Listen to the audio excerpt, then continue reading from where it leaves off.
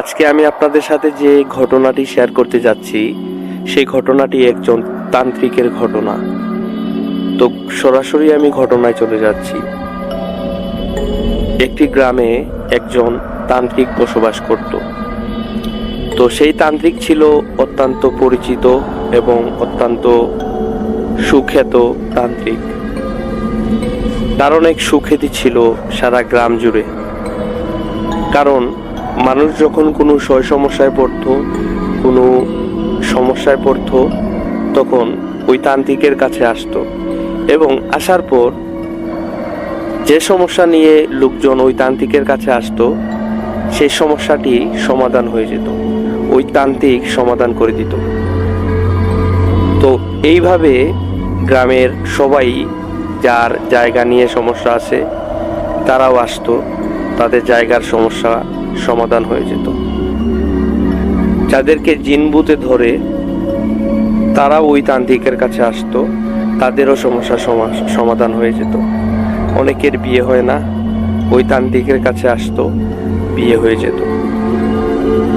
এখন ওই তান্ত্রিকের যে সুখ্যাতি ছিল সে সুখ্যাতির জন্য লোকজন তাকে বাড়িতে নিয়ে আদর আপ্যায়ন করত এবং আসার সময় তাকে টাকা পয়সাও দিয়ে দিত, এবং তান্ত্রিককে মোটা অঙ্কের টাকাও দিত। একদিন ঘটে এক ঘটনা।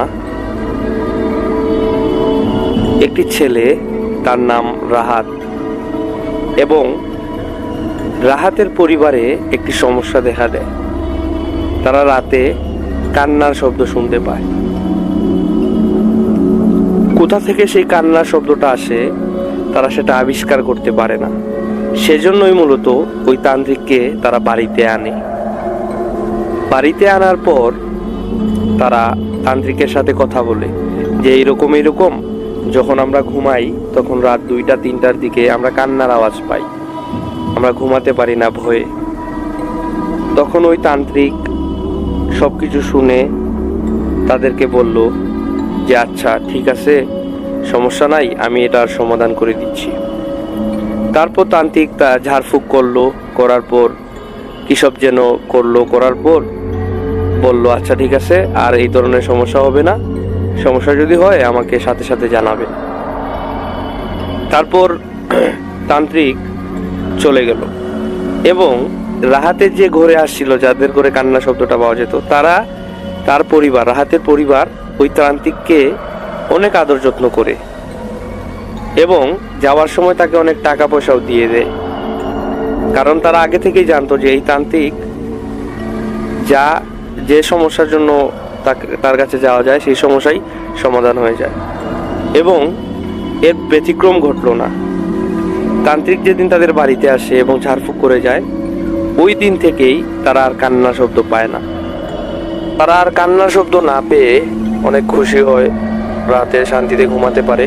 এবং তান্ত্রিককে তারা এই বিষয়টি জানায় যে আপনি আসার পর, আপনি ঝাড়ফুঁক করার পর আর এখানে কোনো সমস্যা হচ্ছে না, আর কান্নার শব্দটাও আর হচ্ছে না।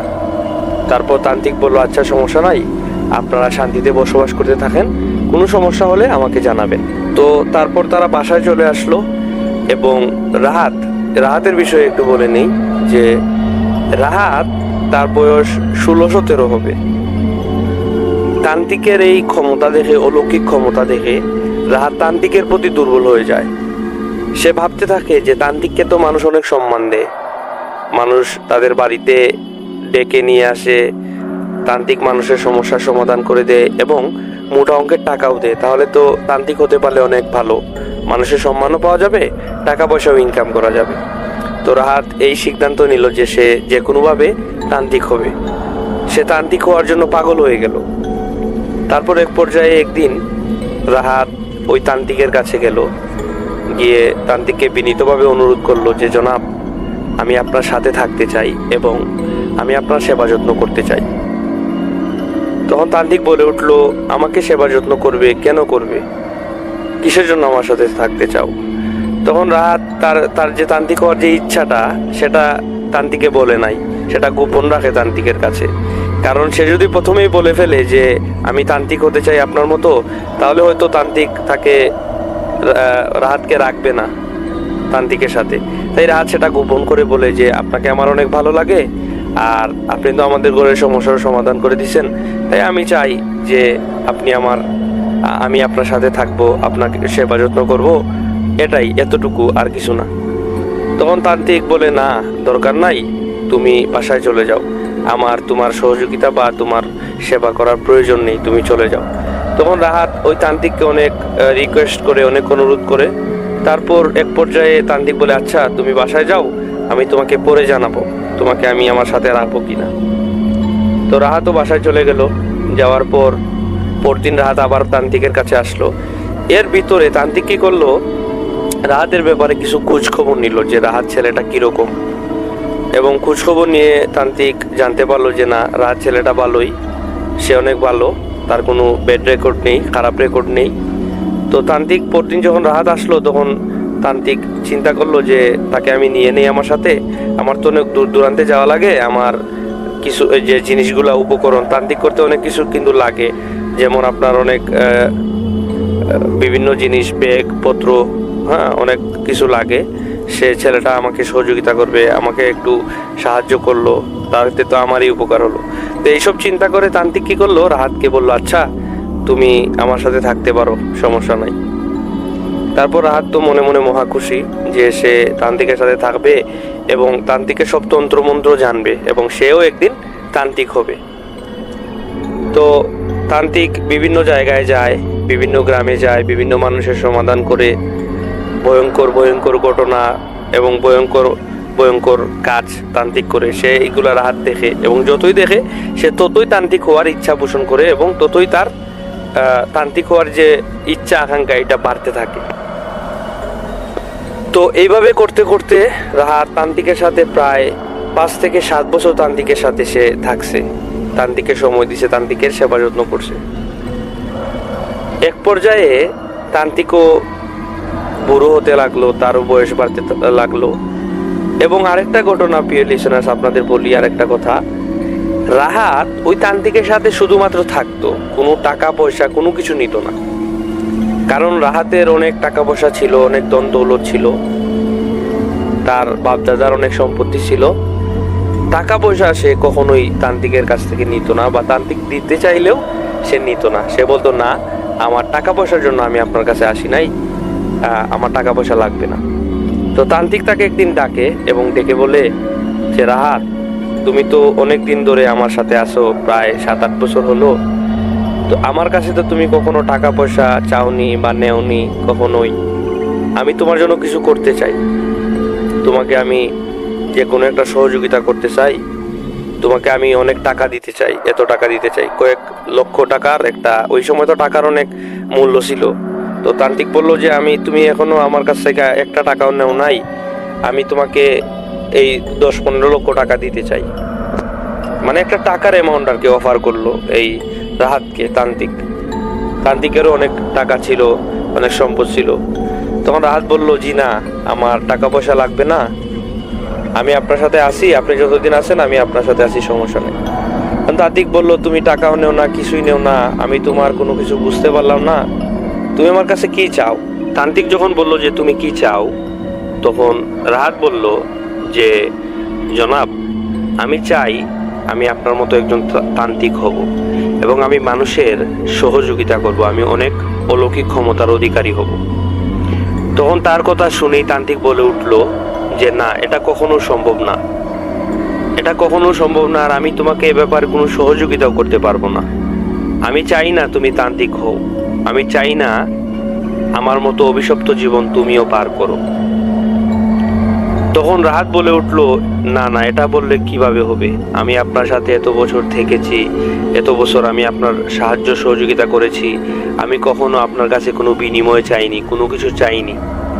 এখন আমি চাচ্ছি আমার ইচ্ছা, আমার স্বপ্ন আপনি পূরণ করেন, কিন্তু আপনি না বলছেন, এটা কিভাবে হবে বলেন? তখন তান্ত্রিক রাহাতকে অনেকভাবে বুঝালো যে এই যে তান্ত্রিকের যে জীবন, আমার যে জীবন, সেটা মোটেও সহজ নয়। এবং এই যে তান্ত্রিক হতে হলে অনেক কঠিন কঠিন কাজ করতে হয়, যেটা তুমি কখনো পারবে না। আর আমি চাইও না যে তুমি এই কাজ করো এবং তান্ত্রিক হও, কারণ তান্ত্রিকের রাস্তাটা এত সহজ না। তো তান্ত্রিক অনেকভাবেই রাহাতকে বোঝালো তান্ত্রিক না হওয়ার জন্য, এবং রাহাত কোনোভাবেই রাজি হচ্ছিল না, কারণ সে তান্ত্রিক হওয়ার জন্যই তান্ত্রিকের পিছনে 7-8 বছর তার জীবন থেকে ব্যয় করেছে, এবং এই স্বপ্নকেই সে লালন করে তান্ত্রিকের কাছে এসেছে। সে কিছুতেই রাজি হচ্ছিল না এবং তান্ত্রিককে অনেক অনুরোধ করতে লাগলো। তো তান্ত্রিকও কিছু তার উপায় না পেয়ে তান্ত্রিক ভাবলো যে ছেলেটা আমার পিছনে এত সময় ব্যয় করছে, এখন কোনোভাবেই সে বুঝতে পারতেছে না, তো এখন আর কি করার। তো তান্ত্রিক বললো, আচ্ছা তুমি যখন এত কিছু বলতেছো, আচ্ছা ঠিক আছে, আমি তোমাকে তান্ত্রিক হওয়ার জন্য সহযোগিতা করব, সব যাবতীয় কিছু তোমাকে বলে দিব, সমস্যা নাই, কিন্তু একটা শর্ত আছে। শর্তটা হচ্ছে, আমি তোমাকে যা যা বলবো, যা কিছু বলতে বলবো, করতে বলবো, তোমাকে তাই করতে হবে। তুমি যদি তখন পিছপা হও, তখন কিন্তু সমস্যা আছে, তখন কিন্তু তুমিও মরবে, আমিও মরবো। তো তুমি বুঝে শুনে পা বাড়াও, না হলে তুমিও মরবে, আমিও মরবো। তো রাহাত কি করলো, তান্ত্রিকের এই কথা শুনে সে বলল, না সমস্যা নাই, আমি তো তান্ত্রিক হওয়ার জন্যই আপনার কাছে আসছি, সমস্যা নাই, আপনি যা করতে বলবেন, যত ভয়ঙ্করই হোক না কেন, যত কঠিনই হোক না কেন, আমি সেটা করব।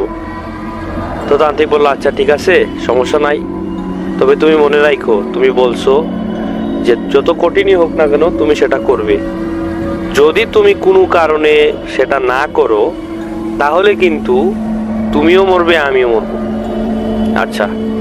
তো তান্ত্রিক এই কথা বলে রাহাতকে বললো, রাহাতও বললো, আচ্ছা ঠিক আছে, সমস্যা নাই, আমি আপনি যা যা বলবেন তা করব। তারপর তান্ত্রিক বলল যে, আচ্ছা আজকে রাত্রে তুমি আমার কাছে আসিও, আমি তোমাকে তন্ত্রমন্ত্র কিছু শিখাবো এবং কিছু কাজ দিব, সেই কাজগুলা তুমি করবা।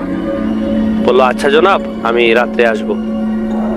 তো রাহাত বাসায় গেল। বাসায় গিয়ে তখন সকালের দিক ছিল। সে তান্ত্রিক হওয়ার জন্য এতটাই বেকুল হয়ে গেছিল যে কখন রাত হবে, আমি কখন তান্ত্রিকের কাছে যাব এবং কখন গিয়ে এইসব তন্ত্রমন্ত্র শিখে আমি তান্ত্রিক হয়ে যাব।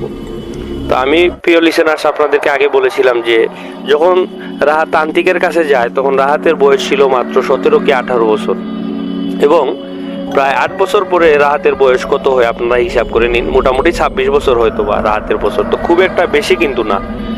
তো রাহাত রাত হওয়ার জন্য বেকুল হয়ে গেছিল যে কখন রাত হবে, কখন আমি তান্ত্রিকের কাছে যাব এবং তন্ত্রমন্ত্র শিখবো।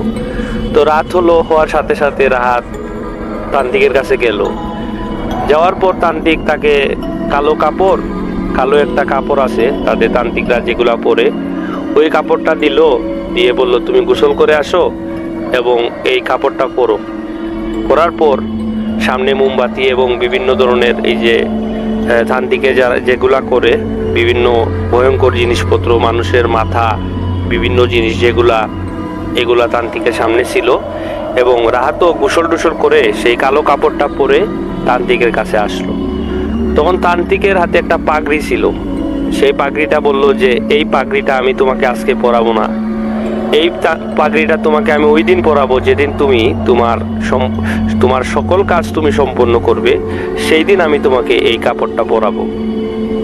তো তান্ত্রিক কি করলো, এই কাপড়টা তার কাছে রেখে দিল, এই যে মাথার পাগড়ির মতো একটা কাপড়, ওইটা তান্ত্রিকের কাছে রেখে দিল এবং রাহাতকে বলল যে এই তন্ত্রমন্ত্র। তখন তান্ত্রিক রাহাতকে বিভিন্ন তন্ত্রমন্ত্র শিখালো, বললো, এখন তোমার কোনো তন্ত্রমন্ত্রই কাজে আসবে না, তুমি এগুলা শিখে রাখো, এবং তুমি যখন আমি তোমাকে যে কাজগুলো দিব, এই কাজগুলো যখন তুমি করবে, সম্পূর্ণ করবে, তখনই তোমার এই তন্ত্রমন্ত্রগুলো কাজে লাগবে এবং তোমার এই তন্ত্রমন্ত্রগুলো তোমার কথায় তারা চলবে। তো রাহাতকে তন্ত্রমন্ত্র কিছু তন্ত্রমন্ত্র শেখানোর পরে তান্ত্রিক বলল যে, এখন তোমার যেটা কাজ, সেই কাজটা হচ্ছে তুমি একজন বাচ্চাকে ম্যানেজ করবে, একজন বাচ্চাকে তুমি আনবে, খুঁজে বের করবে, যে বাচ্চার এই পৃথিবীতে কেউ নেই, মা বাবা ভাই বোন কেউ নেই, এমন একটা বাচ্চাকে তুমি আনতে হবে, সংগ্রহ করতে হবে, খুঁজে বের করতে হবে। তো এই কথা বলল তান্ত্রিক। তখন রাহাত বলল, এটা কোনো বিষয় না, আমি আপনাকে এটা ব্যবস্থা করে আপনার কাছে নিয়ে আসছি। তখন তান্ত্রিক বলল, মনে রেখো তুমি ওই বাচ্চার ব্যবস্থা করো, সমস্যা নাই, কিন্তু একটা কথা মনে রাখবা, বাচ্চার যেন কোনো মা বাবা পৃথিবীতে না থাকে এমন একটা বাচ্চা তুমি নিয়ে আসবে, যার দেখাশোনা করার মতো কেউ নাই এমন একটা বাচ্চা। তো রাত কি বললো যে আচ্ছা জনাব, আমি আপনার কথা মতো এরকম একটা বাচ্চা নিয়ে আসছি, সমস্যা নাই। তো এই কথা বলে রাত চলে গেল এবং পরদিন থেকেই সে এরকম একটা বাচ্চা, যে বাচ্চার কোনো বাবা মা পৃথিবীতে নাই এবং কোনো আত্মীয় স্বজন নাই, এরকম একটা বাচ্চা তার গ্রামে খুঁজতে লাগলো। এবং খুঁজতে খুঁজতে সে কিছুতেই এরকম বাচ্চা পাচ্ছিল না। বাচ্চা পায় তো কারো বাবা আছে, কারো বাবা নেই, মা আছে, কারো বাবা মা কেউই নাই, কিন্তু তার ভাই বোন লালন পালন করে বা আত্মীয় স্বজন লালন পালন করে, এরকম কোনো বাচ্চা ওই রাহাত খুঁজে পাচ্ছিল না। তো সে একদিন যায়, 2 দিন যায়, 1 মাস যায়, 2 মাস যায়, এরকম বাচ্চা পায় না। তো সে যতটা সহজ মনে করেছিল ততটা সহজে কিন্তু সে বাচ্চা ম্যানেজ করতে পারে নাই, সংগ্রহ করতে পারে নাই। তো তান্ত্রিক বলল, কি খবর, তুমি কি এরকম বাচ্চা একটা খুঁজে বের করছো? তখন রাহাত বলল, না জনাব, আমি তো খুঁজে বের করতে পারি নাই। তখন বললো, আচ্ছা সমস্যা নাই, তুমি খুঁজে বের করো, খুঁজে বের করে আইসো আমার কাছে, পরবর্তী কাজ কি করতে হবে সেটা আমি তোমায় বলে দিব। তো রাহাত খুঁজে তার গ্রামে পায় না, তার গ্রাম খোঁজা শেষ, তো সে অন্য গ্রামে চলে যায়। এরকম করতে করতে প্রায় 6 মাস লাগলো একটা বাচ্চা খুঁজতে তার, রাহাতের। তো সে বাচ্চাটা খুঁজে বের করলো, যার পৃথিবীতে কেউ নাই। সে বাচ্চাটাকে মূলত রাস্তায় পায়, রাস্তায় যে আপনার এই কি বলে যে বোতল আছে না, বিভিন্ন ধরনের বোতল, ভাঙ্গারি টাঙ্গারি, এগুলো আর কি, সেই বাচ্চাটা সারাদিন এইগুলা সংগ্রহ করে করে রাতে বিক্রি করে। তো রাহাত হেঁটে যাচ্ছিল, এরকম একটা বাচ্চা পাইছে, প্রায় বাচ্চাটার বয়স 5-6 বছর হবে, 5-6 বছর হবে বা 7 বছর হবে, এইরকম একটা বয়স আর কি। তো খুঁজে পাওয়ার বাচ্চাটার সাথে কথা বলে জানতে পারলো যে সে এরকম জীবন পরিচালনা করে, তার পৃথিবীতে কেউ নাই, বাবা মা কেউ নাই, আত্মীয় স্বজন কেউ নাই। তো রাহাত খুশি হলো, খুশি হয়ে সেই বাচ্চাটাকে আনলো, এনে তাকে খাইয়ে দাইয়ে পোশাক টোশাক কিনে দিয়ে তাকে সুন্দরভাবে সাজিয়ে গুজিয়ে তান্ত্রিকের কাছে নিয়ে গেল। তান্ত্রিকের কাছে নিয়ে যাওয়ার পর তান্ত্রিক বলল, আচ্ছা ঠিক আছে, এই বাচ্চাটা তুমি নিয়ে আসছো, তার কি বাবা মা আছে? বলল, না জনাব, তার বাবা মা পৃথিবীতে কেউ নাই, কোনো আত্মীয় স্বজন নাই, এরকম তারে আমি রাস্তা থেকে তুলে নিয়ে আসছি, মানে রাস্তা থেকে আর কি কুড়িয়ে নিয়ে আসি। বললো, আচ্ছা ঠিক আছে, এখন তুমি এই বাচ্চাটাকে আগামী 10 বছর এই বাচ্চাটাকে তুমি লালন পালন করবে। তখন রাহাত বলল যে কি বলছেন আপনি এইসব, 10 বছর আমি তাকে লালন পালন করব? আমি তো ভাবছিলাম যে এই বাচ্চাটাকে নিয়ে আসবো, তারপর আমার কাজ শেষ, আমি তান্ত্রিক হয়ে যাব। তখন তান্ত্রিক বলল, আমি আগেই বলেছিলাম তোমাকে যে তান্ত্রিকের এই রাস্তাটা এবং তান্ত্রিক হওয়াটা এত সহজ নয়, এটা অনেক কঠিন এবং অনেক ভয়ঙ্কর, এটা একটা অভিশপ্ত জীবন, তান্ত্রিকের জীবনটা একটা অভিশপ্ত জীবন। তো রাহাত বলল, কি আর করার, মনে মনে সে আর কি ভাবতে লাগলো যে কি আর করার, তান্ত্রিক যখন আমি হবই। কেউ কেউ আছে প্রিয় লিসেনার, যে যারা ইচ্ছা পোষণ করে যে আমি এটা হতে চায়, এরকম মানুষ কিন্তু জেদি মানুষ আছে। তো রাহাতও কিন্তু ওই রকম মানুষ ছিল, জেদি মানুষ ছিল। তার ভিতরে যে এমন ভাবে তান্ত্রিক হওয়ার যে ইচ্ছাটা, ওইটা এমন ভাবে তাকে মানে আক্রমণ করছিল যে সে তান্ত্রিক হয়ে ছাড়বেই যে কোনো কিছুর বিনিময়ে। তো তান্ত্রিক বললো যে এই 10 বছর তুমি বাচ্চাটাকে লালন পালন করবে, তুমি এই বাচ্চাটাকে নিজের সন্তানের মতো আদর করবে, এই বাচ্চাটা তোমার কাছে যা চাইবে তুমি তাই তাকে দিবে, কখনো তাকে তুমি কি করবে না, কোনো ধরনের কষ্ট দিবে না, অবহেলা করবে না, তুমি তোমার বাচ্চার মতোই এই ছেলেটাকে লালন পালন করবে।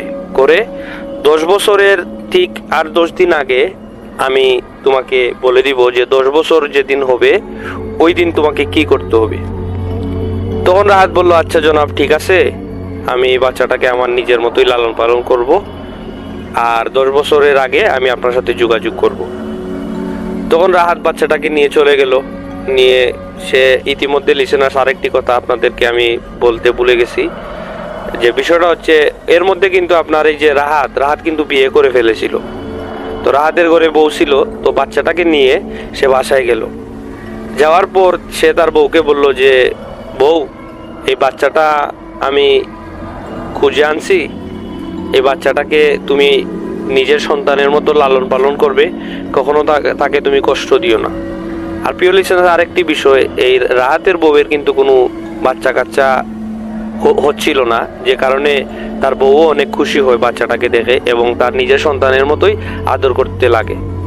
এবং এই যে যাবতীয় ঘটনা, সে যে তান্ত্রিক হওয়ার জন্য এই বাচ্চাটাকে আনছে, সে ঘটনাটা কিন্তু তার বউ জানে না, এই কোনো কিছুই তার বউ জানে না।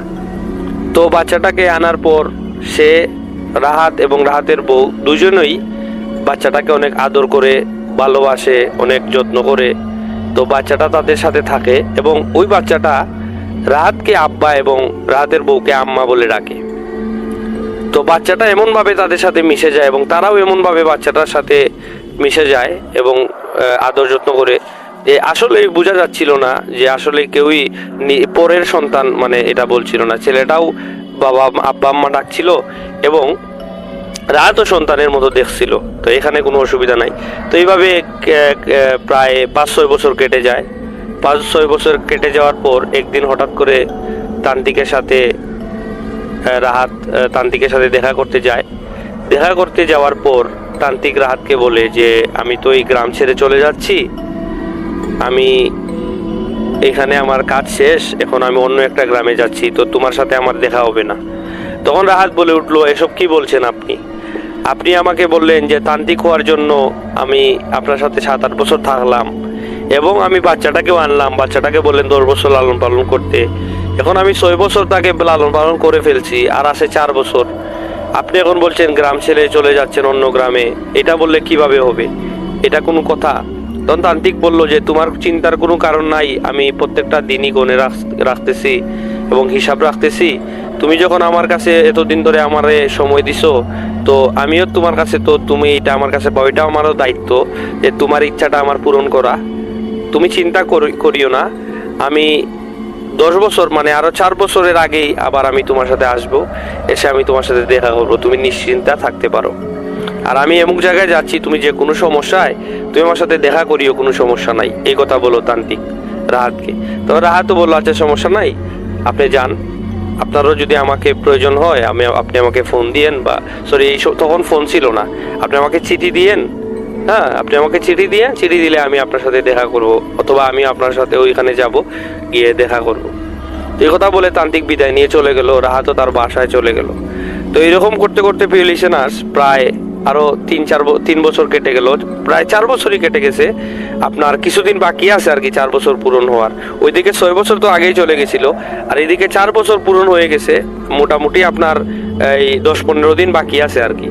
তো এই 10-15 দিন বাকি থাকাকালীন তান্ত্রিক গ্রামে এসে রাহাতকে খুঁজে বের করে বলে, রাহাত এরকম এরকম, তোমার তো প্রায় 10 বছর হয়ে গেছে, বাচ্চাটাকে লালন পালন করছো, আর 14-15 দিন আছে। তো এখন রাহাত বলে উঠলো, হ্যাঁ জনাব আপনি আসছেন, আমি অনেক খুশি হয়েছি।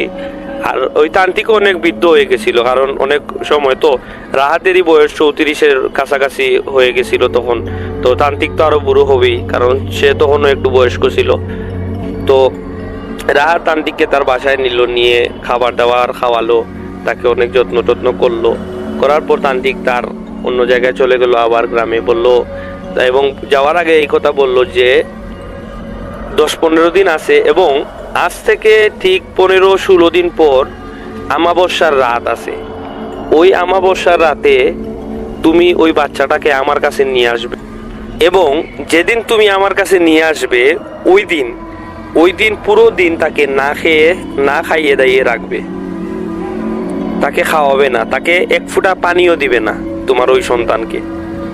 তখন রাহাত বলে উঠলো, কি বলেন আপনি? এটা কোনো কথা? আমি আজ ছেলেটাকে এত কষ্ট করে লালন পালন করছি, আপনিই তো বলেন তাকে যেন কোনো কষ্ট না দেই, আর আপনি এখন বলতেছেন তাকে আমি না খাইয়ে রাখবো। কারণ প্রিয় লিসেনার্স, এই রাহাত তার যে বাচ্চাটার জন্য অনেক একটা আদর যত্ন করে, অনেক একটা ভালো একটা সম্পর্ক হয়েছিল এবং অনেক মায়া মমতার একটা সম্পর্ক হয়েছিল, এবং সে তান্ত্রিকের সাথে প্রায় ঝগড়া লাগিয়ে দিছে যে কেন আমি তাকে না খাইয়ে রাখবো, না খাইয়ে রাখলে তো সে বাচ্চা মানুষ, তার অনেক কষ্ট হবে, সে না খেয়ে থাকতে পারবে না। তখন তান্ত্রিক বলে উঠলো, তুমি কি ভুলে গেছো? তুমি কিন্তু তান্ত্রিক হওয়ার জন্যই তাকে আনছো, এবং তুমি এখন এই কথা বলতেছো সে যদি একদিন না খায় তাহলে সে মরবে না। তুমি তাকে না খাইয়ে রাখবে, তাকে কোনো এক ফোঁটা পানিও তাকে দিবে না, এক ফোঁটা পানিও তাকে স্পর্শ করতে দিবে না। তান্ত্রিক রাহাতকে এই কথাটা বললো। তখন রাহাত বলল আচ্ছা ঠিক আছে, সমস্যা নাই, আমি তাকে না খাইয়ে রাখবো, তাকে পানিও দিব না। এ কথা বলে তান্ত্রিক চলে গেল এবং রাহাতও তার বাসায় চলে আসলো। এবং প্রিয় লিসেনার্স, এরকম করতে করতে একদিন যায়, 2 দিন যায়, 3 দিন যায়, 15-16তম দিনে এসে প্রিয় লিসেনার্স তান্ত্রিক চিঠি পাঠায় 15তম দিনে যে রাহাত, তুমি এমন একটা জঙ্গলে, একটা জঙ্গল ছিল, নির্জন একটা জঙ্গল, এই জঙ্গলে আমি থাকবো, তুমি রাত 12টায় তোমার ছেলেকে নিয়ে আসবে এবং তাকে সারাদিন, যেটা আগে বলছিলাম, সারাদিন তাকে উপোস রাখবে, তাকে কোনো ধরনের খাবার দাবার দিবে না, পানীয় দিবে না, এবং সাথে করে 8-10 কেজি মিষ্টি নিয়ে আসবে। এই কথাটা বলছে তান্ত্রিক চিঠিতে।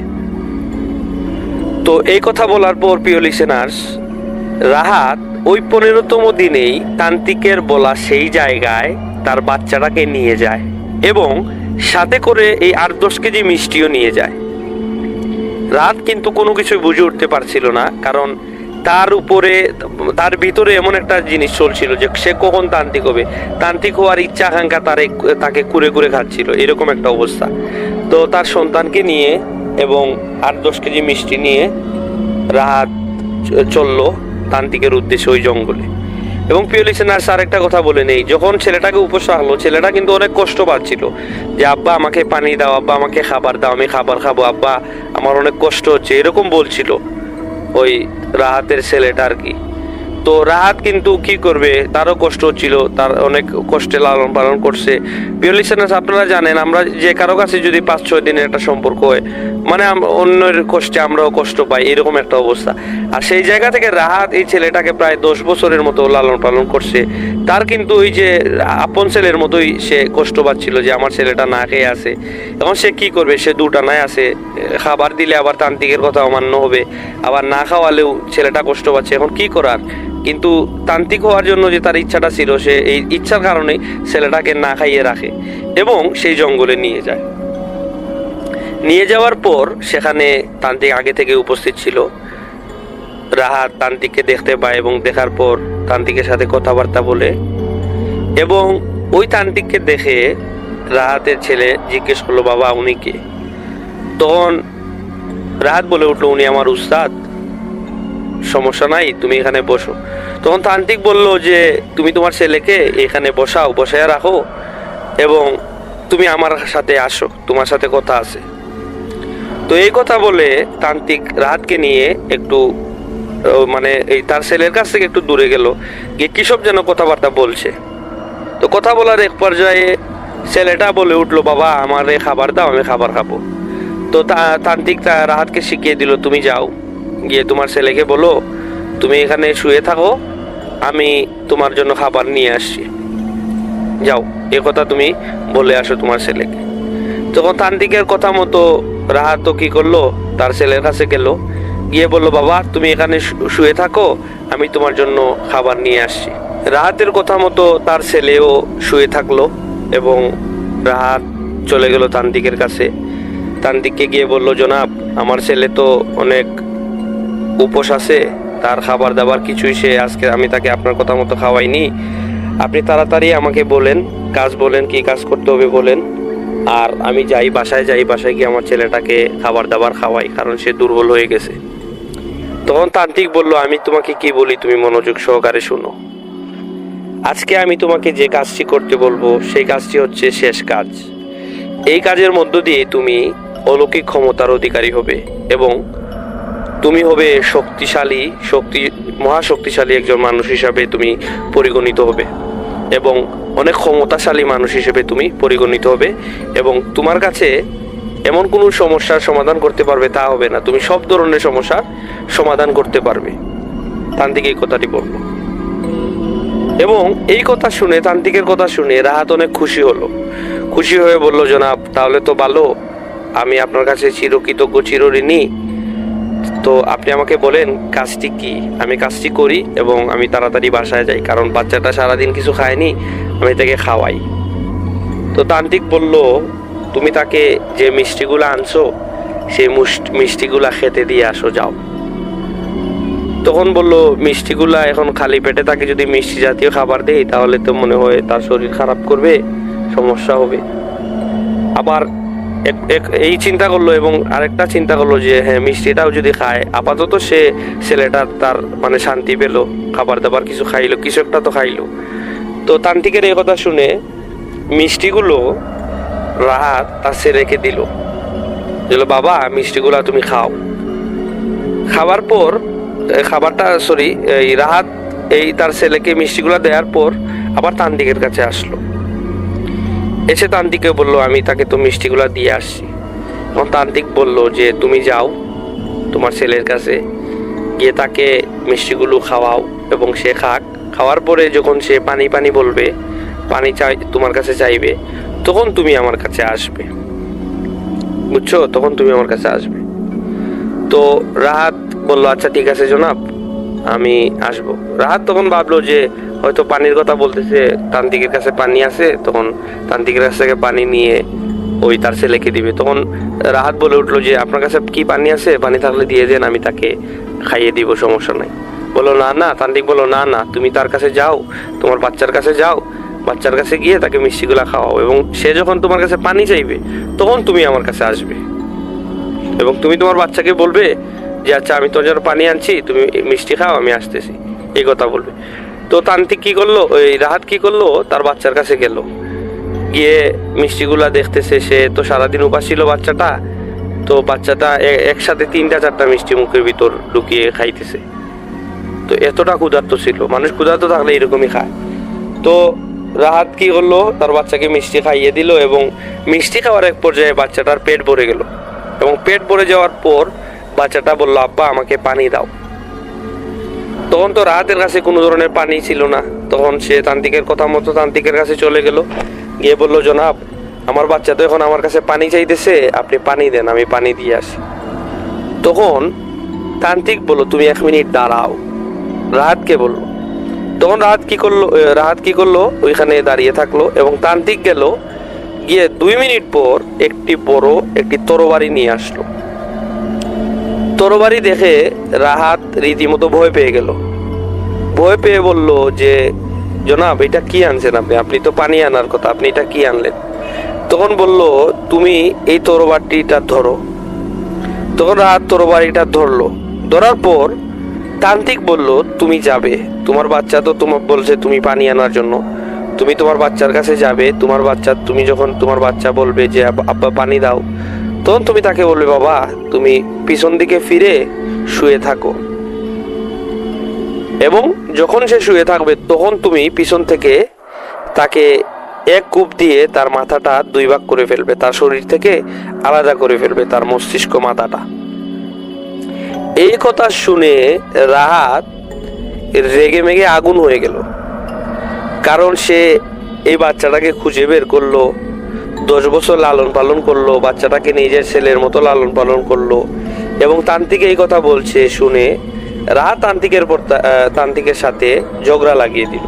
বললো আপনি কি বলছেন, আপনার মাথা কি নষ্ট হয়ে গেছে? আপনার বয়স তো কম হয় নাই, আপনি কি সব বলছেন? আপনার মাথা কি ঠিক আছে? আমার মাথা ঠিক আছে, তুমি শান্ত হও, তুমি শান্ত হয়ে আমি কি বলি তুমি শুনো। তুমি এই তরবারি নিয়ে গিয়ে তোমার বাচ্চার মাথা 2 ভাগ করবে, এবং 2 ভাগ করার সাথে সাথেই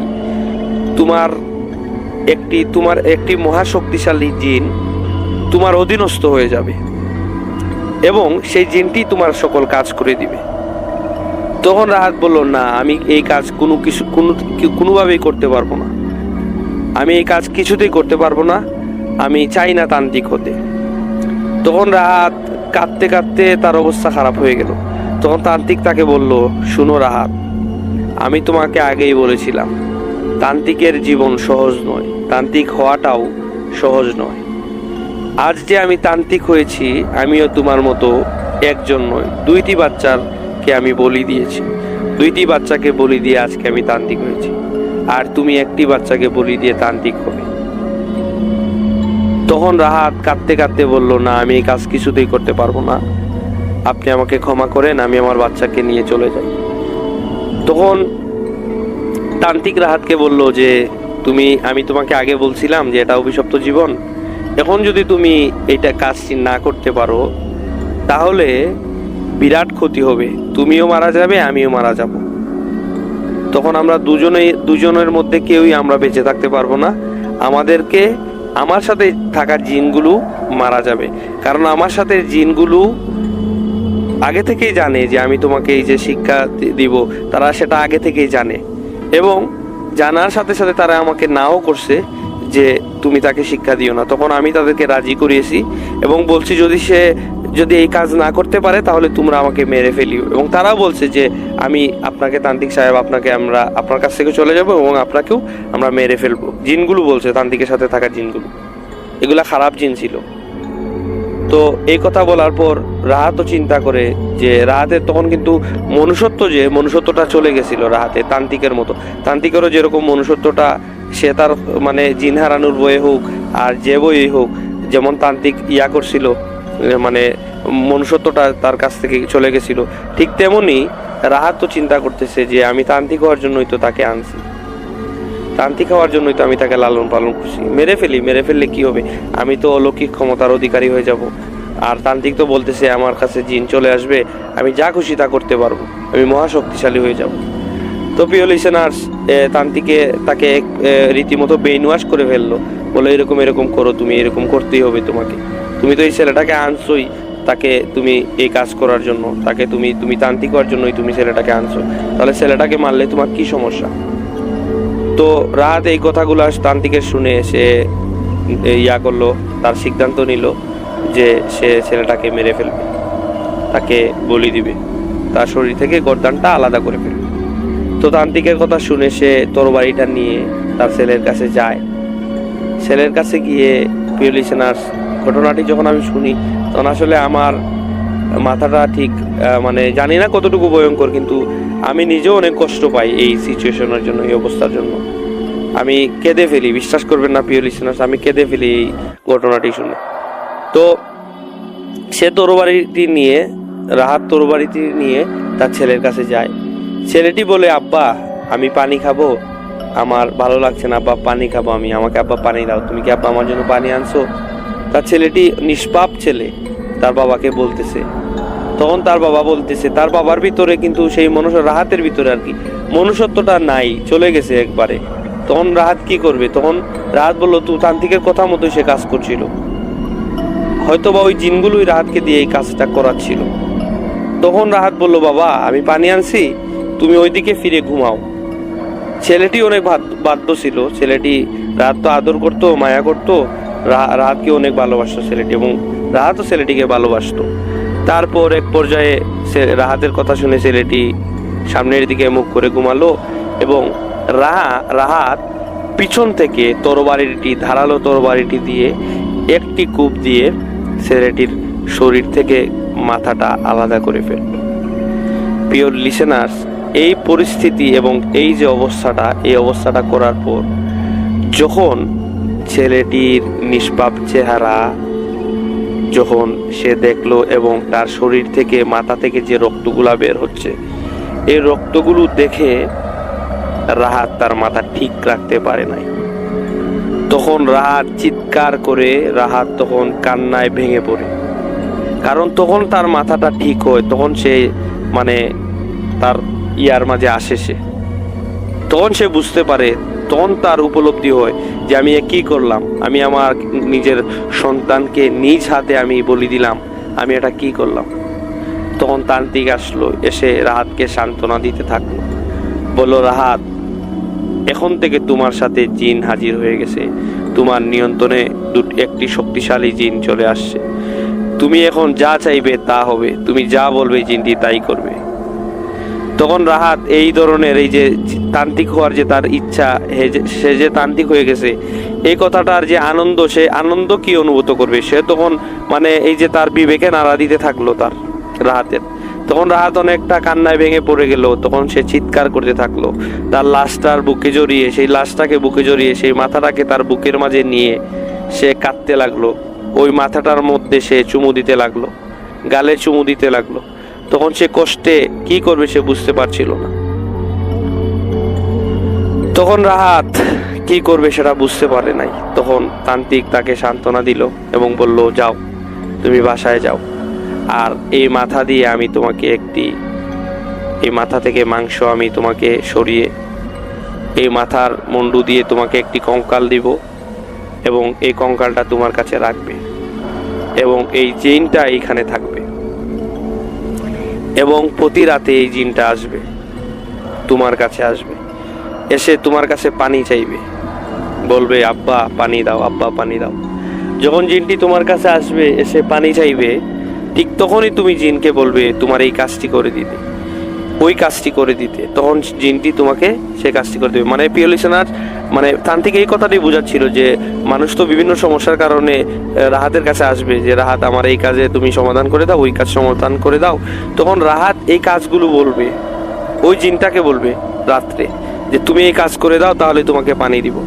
যখন জিনটা পানি চাইতে আসবে, তুমি আমার এই কাজটি করে দাও, আমি তোমাকে পানি দিব, রাত এরকম বলবে। তখন জিনটি কাজ করে আসবে, তখন আবার পানি চাইবে, তখন আবার রাত এইভাবে অনবরত কাজ করাতে থাকবে ওই জিনকে দিয়ে। তান্ত্রিক এই জিনকে কাজ করানোর এই প্রক্রিয়াটি বলে দেয় এবং এই প্রক্রিয়াটি কি বলবে, আর সে তো শোনার মতো প্রস্তুত ছিল না। সে কি করবে রাহাত, সে তো এই মাথাটা নিয়ে কাঁদতে লাগলো। তো এক পর্যায়ে সে তান্ত্রিক তার কাছ থেকে মাথাটা কেড়ে নিয়ে বলল তুমি বাসায় চলে যাও, বাসায় গিয়ে তুমি আজকে রাতে জিনটি তোমার কাছে আসবে আর গভীর রাতে আসবে, তুমি তাকে যা চাইবে তা তোমাকে দিবে, সে তোমার কাছে সারা জীবনই থাকবে এরকম, তুমি যতদিন বেঁচে আছো। আর তান্ত্রিক আরেকটি কথা বলল, তোমাকে আরেকটি কথা বলি, তুমি মনে রাখবে, এই জিনটি যতবার তোমার কাছে পানি চাইবে তোমার হাত দিয়ে কখনো তুমি তাকে পানি দিও না। যদি তুমি তাকে পানি দাও তাহলে তুমি মারা যাবে, ওই জিনটি তোমাকে মেরে ফেলবে। তো এই কথা শুনে রাহাত তার বাসায় চলে গেল। বাসায় চলে গিয়ে সে তার বিবেক কাজ করতে লাগলো এবং যেতে যেতে সে ভাবলো আমি এই কাজটি কি করলাম, আমি তো কাজটা ঠিক করলাম না, কি দরকার ছিল আমার তান্ত্রিক হওয়ার, আমি আমার বাচ্চাটাকে নিজ হাতে মারলাম। এই কথাগুলো ভাবতে ভাবতে সে তার বাসায় চলে গেল। রাহাত বাসায় গিয়ে তার স্ত্রী তাকে দরজা খুলে দিল, দরজা খুলে দিয়ে বলল আমাদের সন্তান কোথায়? তখন সে বলল যে আমি বলতেছি আসো। তখন বলল তুমি ভাত বাড়ো আমার জন্য, আমি ভাত খাবো আর আমি তোমাকে বলতেছি। কারণ রাহাত তখন তার স্ত্রীকে কি জবাব দিবে সেটা সে বুঝতেছিল না। তখন ভাত বাড়তেছিল তার বউ এবং সে একটা বুদ্ধি বের করলো যে আমি তাকে বলবো যে তার বাবা মাকে পাইছিলাম, তার বাবা মাকে আমি দিয়ে আসছি। তো যেই কথা সেই কাজ।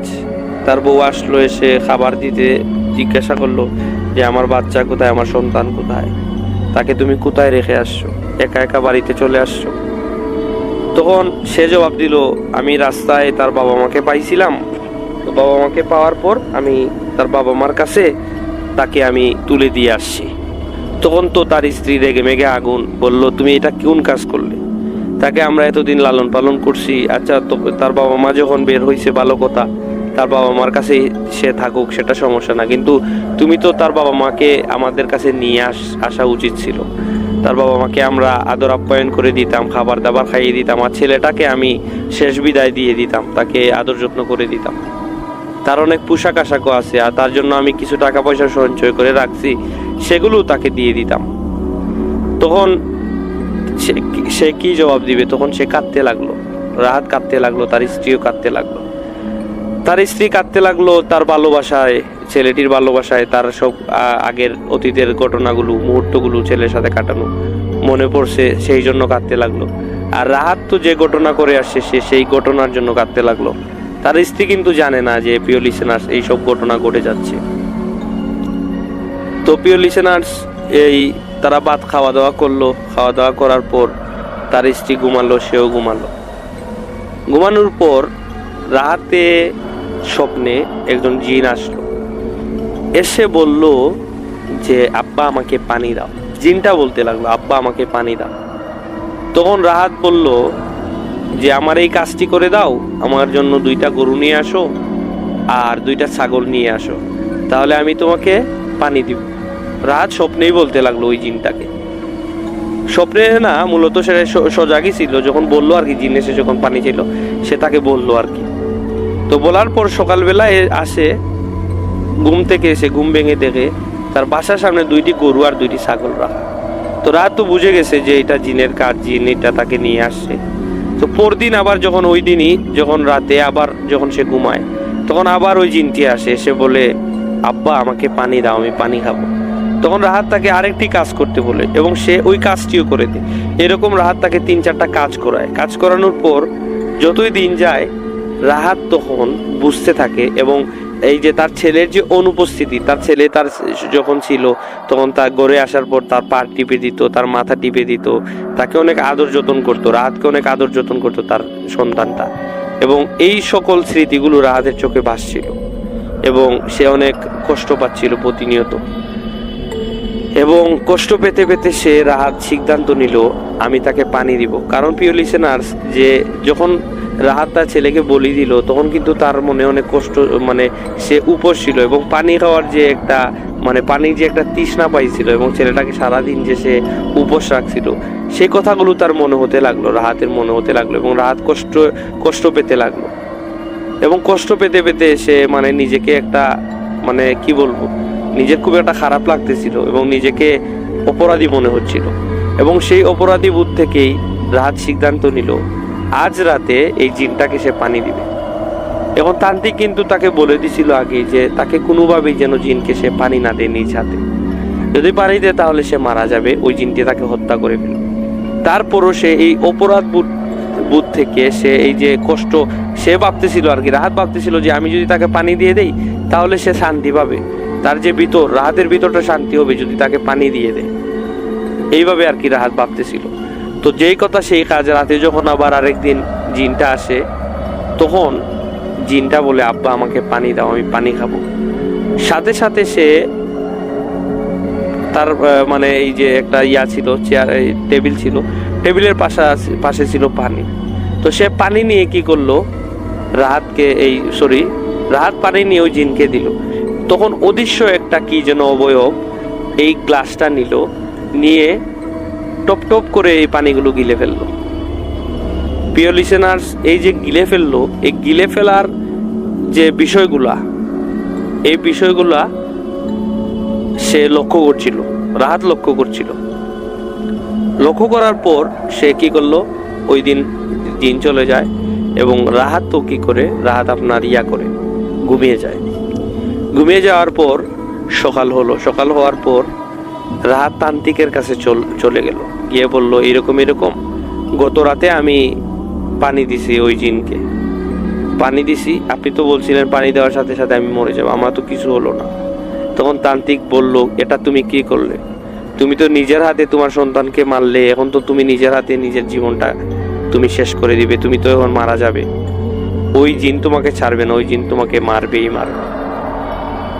তখন রাহাত বলল আমাকে যদি মেরেও ফেলে আমার কোনো খারাপ লাগবে না, কারণ আমি আমার ছেলের প্রতি যে অন্যায় করছি এই অন্যায়ের আমার বিচার হওয়া উচিত। আমি কারোর সাথে এই বিষয়টা শেয়ারও করতে পারছি না, আমি যদি মরেও যাই তাতেও আমি শান্তি। তখন তান্ত্রিক তাকে বললো না, তুমি এই কাজটা ঠিক করো নাই, এটা তোমার উচিত হয় নাই, তুমি এটা ভুল করলে, তুমি তোমার নিজের হাতে নিজের জীবনটাকে শেষ করে দিলে।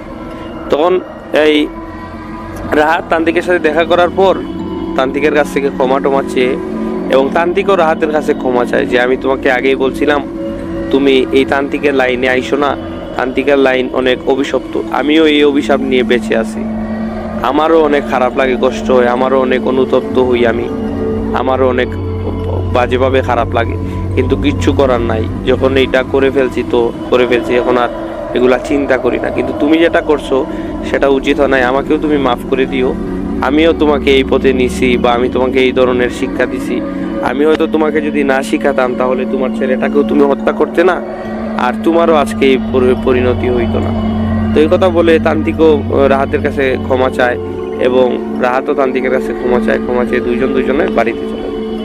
তো প্রিয় লিসেনার্স, বাড়িতে চলে যাওয়ার এক পর্যায়ে গভীর রাতে তার স্ত্রী লক্ষ্য করে রাহাত কোথায় যেন বের হয়ে যাচ্ছে। তো তার স্ত্রী তাকে 2-3 বার ডাকলো, ডেকে জিজ্ঞাসা করলো যে কোথায় যাচ্ছ। রাহাত কোনো কিছু বলে না। তারপর তার স্ত্রী রাহাতের সাথে বাহির হয়ে দেখে রাহাত নাই, রাহাতকে দেখা যাচ্ছে না। তখন তার স্ত্রী ভাবলো রাহাত হয়তো মাছটা শিকার করতে গেছে বা কোনো কিছুতে গেছে, কোনো কাজে, এরকম রাহাত তো বের হতো প্রায়ই। তো তার স্ত্রী স্বাভাবিকভাবে বিষয়টাকে নিয়ে তার স্ত্রী দরজা লাগিয়ে ঘুমিয়ে পড়ে। তো পরদিন সকালবেলা নদীতে একটি লাশ ভেসে ওঠে। তো গ্রামের সবাই ধরাধরি করে লাশটাকে মাটিতে নামায়, পানি থেকে নামায়, নামিয়ে দেখে যে রাহাতের লাশ। এই লাশটি দেখে গ্রামে সবার জানাজানি হয় যে এরকম এরকম রাহাতের লাশ উদ্ধার হয়েছে, রাহাত পানিতে ডুবে মারা গেছে। কিন্তু গ্রামের সবাই বলে, সবাই বলা বলি করে রাহাত তো সাঁতার জানতো, কিন্তু রাহাত কিভাবে পানিতে ডুবে মারা যায়। তো সবাই বলছে যে কোনো পানিতে থাকা কেউ হয়তো রাহাতকে মেরে ফেলছে বা কোনো কিছু হয়েছে। তো রাহাতের স্ত্রীও কাঁদতে লাগে, কাঁদতে লাগতে লাগতে সে অনেক কষ্ট পায়, কারণ রাহাত ছাড়া রাহাতের স্ত্রীর কেউ ছিল না, রাহাতের স্ত্রীর মা বাবা ছিল না। সে এখন একা হয়ে যায়, কাঁদতে লাগে, কষ্ট পেতে থাকে। তো এক পর্যায়ে ওই দিন তান্ত্রিকও জানতে পারে যে রাহাত মারা যায়। তো সে ওই দিন আর আসতে পারে না, পরদিন আসে। আসার পরে তান্ত্রিক তার স্ত্রীর সাথে দেখা করে। দেখা করার পর তান্ত্রিক অনুতপ্ত হয় যে আজকে তার জন্য এত বড় দুর্ঘটনা ঘটলো, রাহাত মারা গেল এবং তার যে ছেলে, সেই ছেলেটাকেও সে হত্যা করলো। এবং এই যে বিষয়টা তান্ত্রিক এই বিষয়টাকে দেখে এবং চিন্তা করে কষ্ট পেতে লাগলো এবং রাহাতের স্ত্রীর কাছে গেল, গিয়ে রাহাতের স্ত্রীকে সান্ত্বনা দিতে, এবং সান্ত্বনা দিতে দিতে তান্ত্রিক এক সময় নিজের অপরাধ বোধ থেকে বলতে লাগলো যে তোমার স্বামীর খুনি হচ্ছে আমি হচ্ছি খুনি। তখন রাহাতের স্ত্রী শুনে বলল, এটা কি বলেন আপনি খুনি হতে যাবেন কেন? রাহাতের সাথে তো আপনার অনেক ভালো সম্পর্ক ছিল, আপনি কেন রাহাতকে হত্যা করবেন? তখন তান্ত্রিক প্রত্যেকটা ঘটনা বলে উঠলো যে এরকম এরকম এরকম এরকম ঘটনা ঘটছে। তো এইসব কথা শুনে তান্ত্রিকের রাহাতের বউ অনেক রাগারাগি করে তান্ত্রিকের সাথে, এবং সে খুব একটা লোকজনকে জানায় না, কারণ রাহাতের বউ যদি এই কথাগুলো অন্যকে জানায় তাহলে ক্ষতিটা তার নিজেরই হবে। কারণ এরকম এরকম একটা বাচ্চাকে সে রাহাত হত্যা করছে, এই কথাগুলো জানলেও তার স্বামীকে মানুষ ছিচি দিবে, স্বামী সম্বন্ধে খারাপ বাজে মন্তব্য করবে। তাই রাহাতের স্ত্রী আর এই সকল কথা বাহিরে কাউকে বলে না, এবং তান্ত্রিকও ক্ষমা চেয়ে তার স্ত্রী থেকে বিদায় নেয়। তো এই ছিল প্রিয় লিসেনার্স ঘটনা। প্রিয় লিসেনার্স ঘটনাটি যদি আপনাদের একটুও ভালো লেগে থাকে তাহলে দয়া করে আমরা আপনাদের কাছে অনুরোধ করছি আমাদের চ্যানেলটিকে আপনারা সাবস্ক্রাইব করবেন এবং লাইক এবং কমেন্ট করে আমাদেরকে জানাবেন যে ঘটনাটি কীরকম হয়েছে। লিসেনার্স, আমি আগেই বলে দিচ্ছি যে আমরা আসলে নতুনভাবে আমরা ঘটনা রিপ্রেজেন্ট করছি, ঘটনা আপনাদের বলছি। আমরা যেহেতু নতুন, আমাদের ভুলভ্রান্তি হবে এবং মানুষ মাত্রই ভুল। আমরা বলতে বলতে ঠিক হব, বলতে বলতে আমাদের কথা বলার ধরন বা গল্প বলার ধরনও পরিবর্তন হবে। তো প্রিয় লিসেনার্স, ভুল ত্রুটি হলে ক্ষমা সুন্দর দৃষ্টিতে দেখবেন এবং আমাদের চ্যানেলটিকে দয়া করে আপনারা সাবস্ক্রাইব করবেন। এবং আমরা প্রতিদিনই নতুন নতুন ভৌতিক ঘটনা, ভয়ের ঘটনা আমাদের চ্যানেলে সাবস্ক্রাইব করব। আপনারা সেই ঘটনাগুলো শুনবেন এবং আমাদেরকে জানাবেন এবং আমাদেরকে বিভিন্ন পরামর্শ দিবেন। এবং আপনাদের সাথে যদি কোনো ঘটে যাওয়া ঘটনা থাকে তাহলে অবশ্যই সেই ঘটনাগুলো আমাদের সাথে শেয়ার করবেন এবং আমরা সেই ঘটনাগুলো আমাদের ইউটিউব চ্যানেলে প্রচার করব। ধন্যবাদ। আসসালামু আলাইকুম।